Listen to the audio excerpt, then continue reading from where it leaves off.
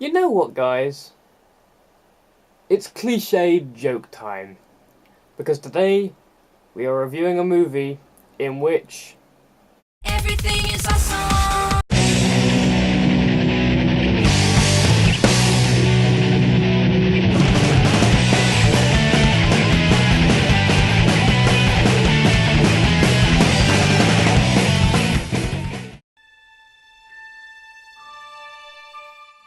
So, the Lego Movie is a family flick released early 2014, although it really is more of a comedy. It's a really funny movie, but more on that when we get to the enjoyment segment. Yes, because I am now segmenting these reviews into the various aspects of the game or the movie or whatever.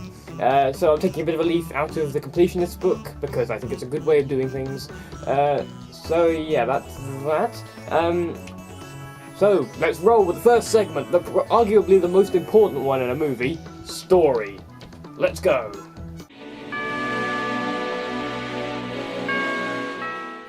Now, the story of the Lego Movie, it looks generic at first, but it steadily becomes something quite original in the way that it's executed. It's a typical random person ends up becoming the world's saviour story, but we'll get more into that later. The basic setup is the evil Lord Business, played by Will Ferrell, is trying to end the world by using the Craggle, which is super glue, which is a really good villain choice for a Lego movie. Good job there, producers. To stick everything in place so that no one can ruin his perfect world with their creative creations. He's keeping everyone under a tyrannical rule anyway, making sure that everyone follows the instructions he gives them, and not actually creating anything of their own. So we already have a pretty cool villain here.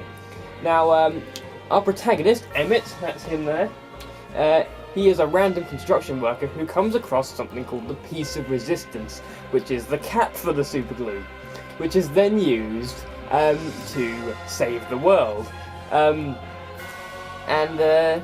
That's the basic premise. He has to learn to not follow the instructions, as he has his entire life, to rise to the challenge of defeating Lord Business. It's a really interesting... it sounds generic, but it gets more interesting, because late on in the movie...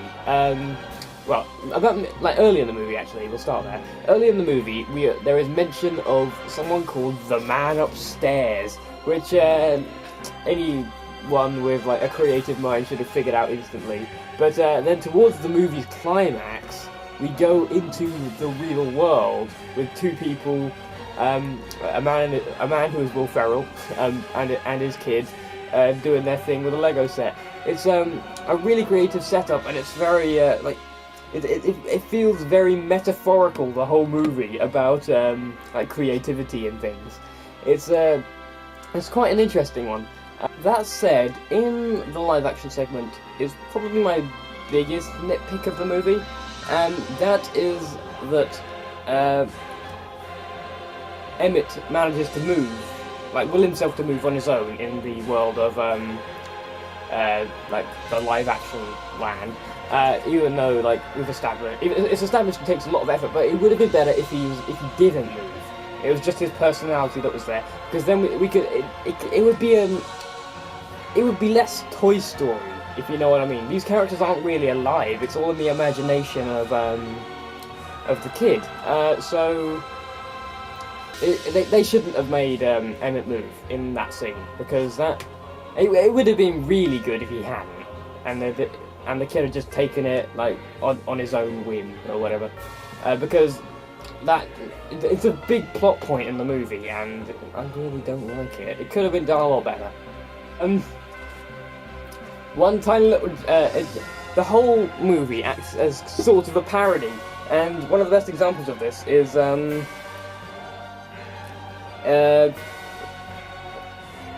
person, the saviour, who's gonna save the world, is not called the Chosen One. He's not called the Messiah or anything like that. He's just called the Special. You're the special. And the prophecy states that you're the most important person in the universe. That's you, right? Yes. That's me. That's it, the Special. And that's just taking the mickey out of everything. I love it. It's amazing. More on the kind of things that parodies over in the enjoyment section at the end, because that's the big one. But that kind of works its way into story, the whole special thing. You are the special. It just sounds amazing. Anyway, on to the next segment. Next up, the visuals. Oh, this stuff gets really good. This isn't like the Lego video games, where you have like normally rendered backgrounds like you'd expect to see in any other game, and then just bits of Lego thrown in there. No, everything is Lego. And I mean everything. The floor, the ceiling, the environment, everything is in Lego, and it looks absolutely great. The best scenes are like where something gets broken and there's like Lego bricks flying everywhere. It just looks absolutely stunning. Most of the thing looks like very smooth stop motion, even though it's all CG, which is a very good achievement. It looks really, really good. The cinematography gets a little bit artsy towards the end in the live action segment, which is it's quite cool. It's quite cool. All the colours are really vibrant. All the machines and things, they all look very sci-fi. They suit perfectly. They look really good. Every design in this is really good. I like to think that I'm okay with Lego, like building my own things, but this just knocks it out of the park. It's like, there you go, beat that. And I can't. And my back cracked. Ow. Okay, let's just say the visuals are awesome. Let's move on to the audio. Now, the music in this movie is pretty good. It's mostly like kind of sci-fi, kind of, it's kind of bright, happy stuff. There's some pretty good tracks out there. The prologue's quite cool, and Emmett's Morning, that's quite a good song. And of course, we can't forget the one that no one can get out of their heads. Everything is awesome! Thank you. So yeah, the music is decent. Nothing to write home about, really, apart from Everything is Awesome, which you won't be getting out of your head for ages. Everything is awesome! I know I'm not supposed to sing because it sounds absolutely terrible, but there we go, I sung with that. Now, yeah, so the music is good. Next segment, acting.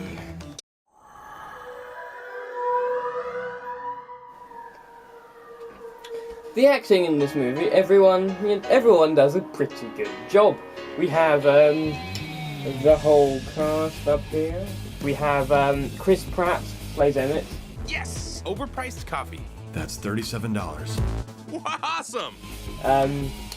Liam Neeson plays a cop who is one of those minifigures whose heads flip around. They've got faces on either sides of different emotions. Like if you look at this one, you've got a normal face, and then we've got kind of like constipated face. I don't know how well you can see that, but yeah, he's got that. But he's like playing good cop, bad cop with a face on either side. It's actually really, really funny. Isn't there supposed to also be a good cop? Hi, buddy. Would you like a glass of water? Yeah, actually. Too bad.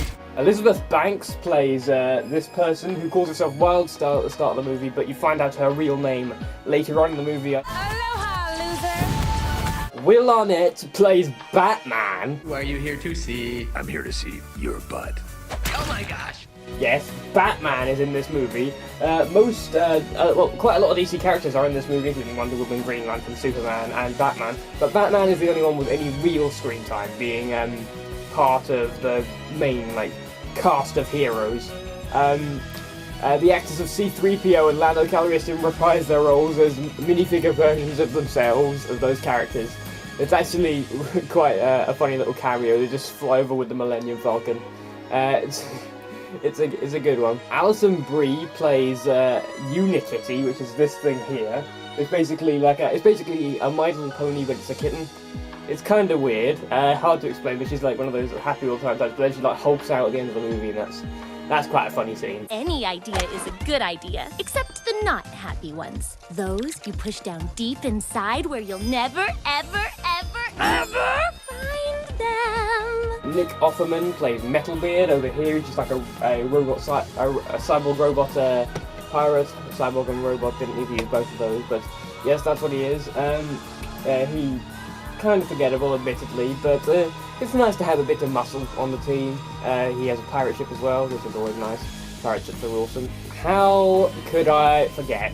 Morgan Freeman plays our wise old man over here. He's good. He's like the first character we see, if I remember. That is literally the dumbest thing I've ever heard. Let me handle this. That idea is just the worst.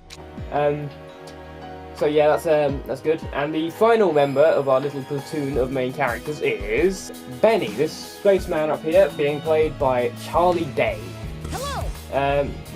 These characters all have their own building styles and personalities, and you get to know them quite well. They're all quite likable, and apart from Metal Beard, not that forgettable either. So a lot of the dialogue is really funny, and the actors rise to the occasion. It's everyone acts really good. There are no weak links. Everyone is good. There's a lot of big names in this movie. Like we've got Liam Neeson, Morgan Freeman, and Will Ferrell. That's a good start. And that's not even before we get to the protagonist, played by Chris Pratt, who I think's in Guardians of the Galaxy, and he's good in that too. So yeah, the acting is good. These segments are a lot shorter than I expected them to be. Anyway, final segment, and probably the longest. Enjoyment.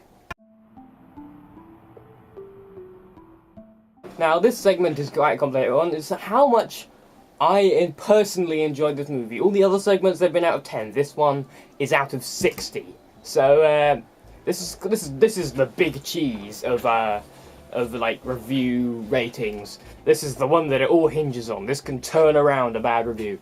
So, yeah, as I say, this movie is very funny. The dialogue is funny. The acting suits it really well. I love some of the way they satirize things. They take the mickey out of like plot conveniences. They take the mickey out of how the hero always gets his way, and of course the whole special deal. That's just great. Some of the lines are great. They parody Terminator at one point. Play the clip. Come with me if you want to not die. Yeah, everything just works great. Looks great, and yeah. Everything is good. Everything is awesome. How did I fail to make that reference the first time? The good cop, bad cop scenes are really funny. Just to see how he switches between personalities. So yeah, that's just about all I have to say about the Lego Movie. So, the score is on screen now. It narrowly scrapes it, but it is gaining itself the new ultimatum of review scores. It is